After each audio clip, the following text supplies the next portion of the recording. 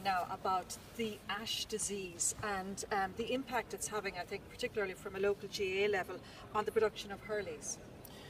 Yes, I think there's renewed focus on the importance of forestry generally in Ireland and across the European Union, and we are way below the average in terms of the amount of forestry we have. And the Minister for State, Tom Hayes, has launched a campaign to get people to set more trees generally. And particularly there's a problem in relation to ash because of the Ash Dieback, which is a big worry, because if it continues to spread, we might have no ash for hurleys as well, of course, for the other products it's used for.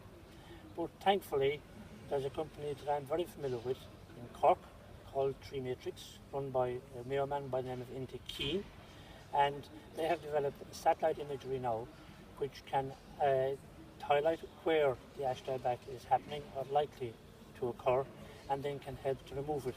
But to do that, they have asked me to highlight that they will be requiring the assistance of farmers, but particularly our GA clubs, to help them to get down into the detail and to get that place where the ash dieback is likely to happen or is happening removed. And then that will help to eliminate the disease, and then if that is eliminated, then they can regrow ash and develop it from there. But are the GA clubs actually concerned at the moment that there could be a lack of hurleys because of the ash disease?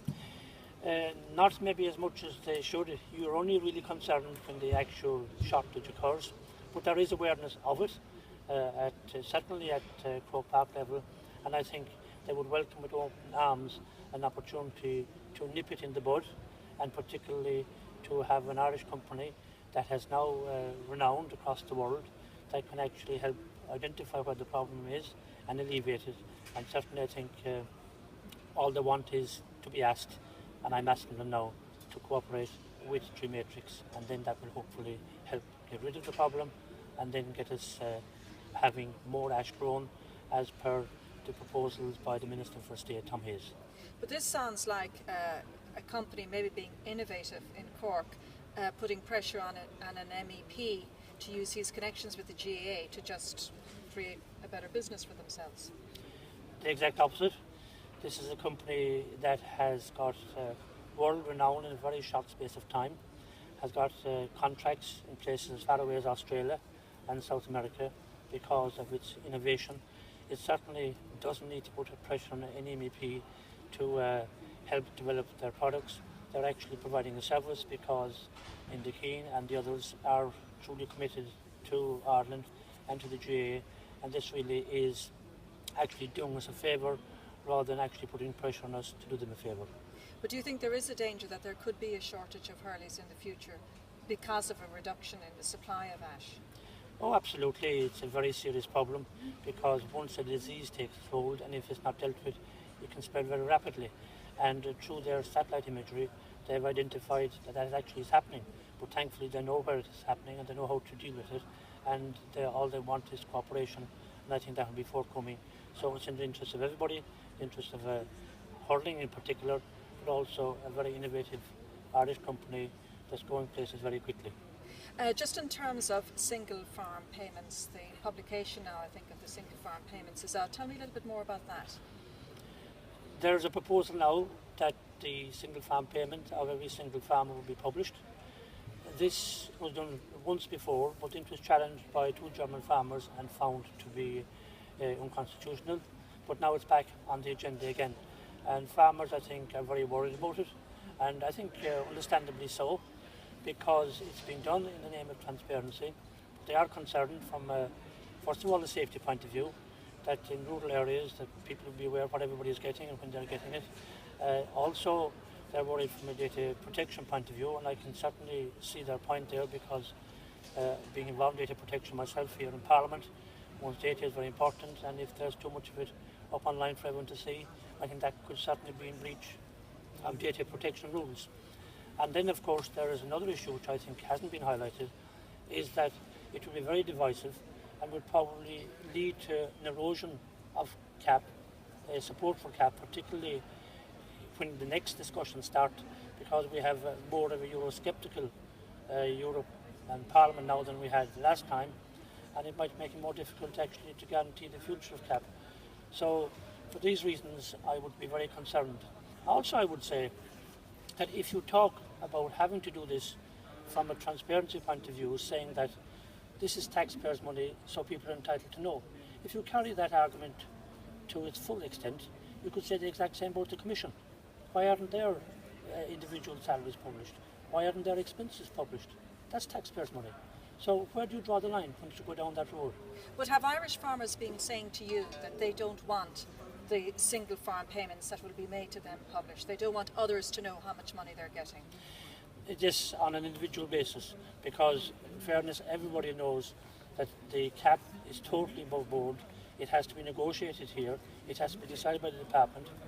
They actually scrutinise each land area down to the finest detail, 0.1 or 0.01 of a hectare. So nobody is getting more than entitled to. There are reductions now coming in, and there are increases for those on a lower rate. All this is happening in a very transparent manner in a general sense, but what they're worried about is that comparisons will be made between individuals, information will go into the public domain, that really people haven't sought in a general sense, because they know there is transparency. They know that, for instance, that a vast majority, particularly of beef and sheep farmers, are actually subsidising their enterprise through the single farm payment and are actually losing rather than gaining money at the end of the day. Just on other issues, I think you've been encouraging people to speak Irish. You made a point of that here in the Parliament last night, particularly on St. Patrick's Day. Yes, there's talk of a Staltanga, but I'm actually on a Factus Tanga. Stalt means strike, Factus means campaign. I'm actually doing the positive thing, campaigning to promote Irish and using it every opportunity I can, always in Parliament, but also everywhere this week and next week. And particularly in my speech last night, all in Irish, I asked everybody to come to a reception which I'm organising next week on St. Patrick's Day, and I asked them, instead of using the words cheers or bon appetit, to use the Irish words sláinte. And that was greeted very well in Parliament, and when I was finished, the President said, a very good speech, Mr. Kelly. Okay, will you say that in Irish for me, and I'll put it out to the Irish stations. So what have you been saying here in the Parliament that people should do in terms of how they use the Irish language or promote the Irish language on St. Patrick's Day?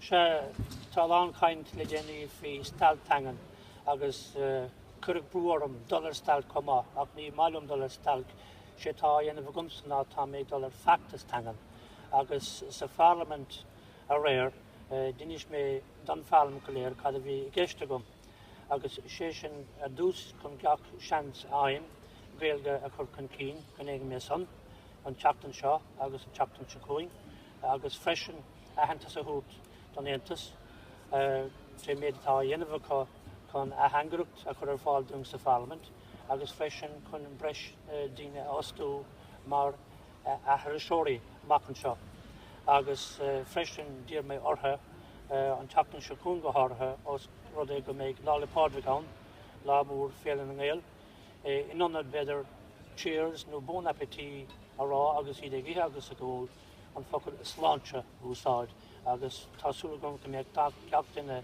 sa Parliament agus in Europa ag rá sláinte in anad bon appetit nó cheers lá le pádraig teachtain secuing.